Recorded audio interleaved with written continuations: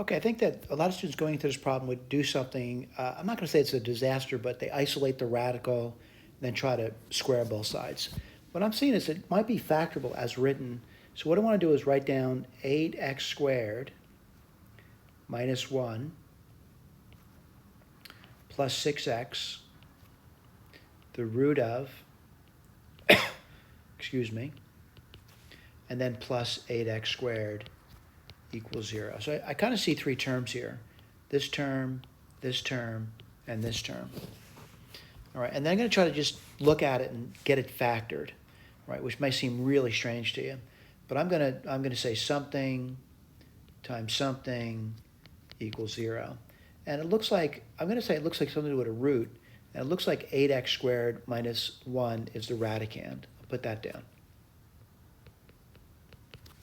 That certainly gives us the first term. Now the last term is 8x squared. So I'm looking at the middle term with the 6, and so I'm going to say 2x and 4x.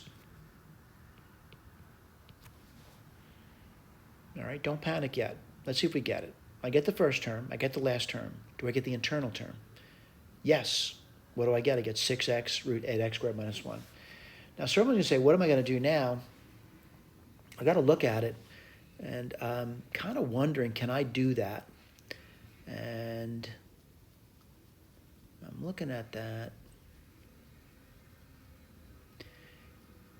Yeah, I'm going to write it down. I'm going to write, I want this to be 0.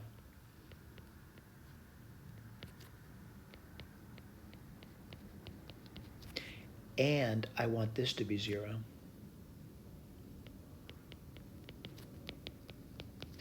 I realize some students say, I don't think that's possible. Let's give it a try.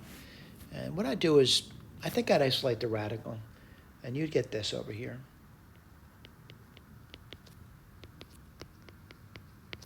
Well, for this to be true, the x would have to be it couldn't be a positive number.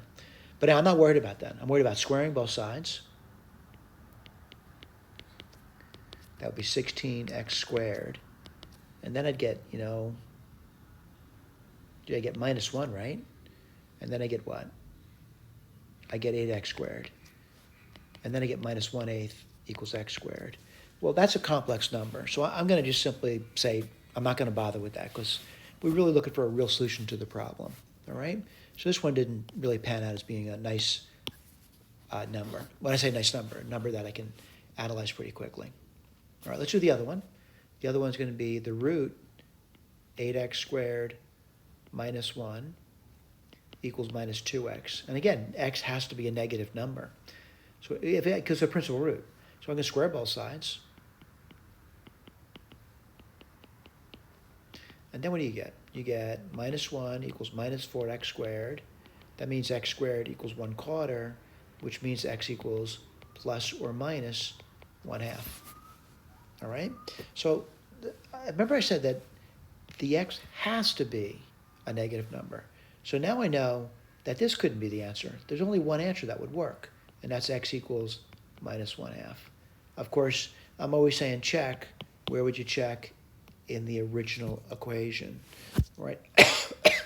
Let me go through that with you. And I'm going to write down, I'm going to check x equals minus 1/2. What do you get in the first term? Well, you get 8 times 1/4, which is 2. Minus 1.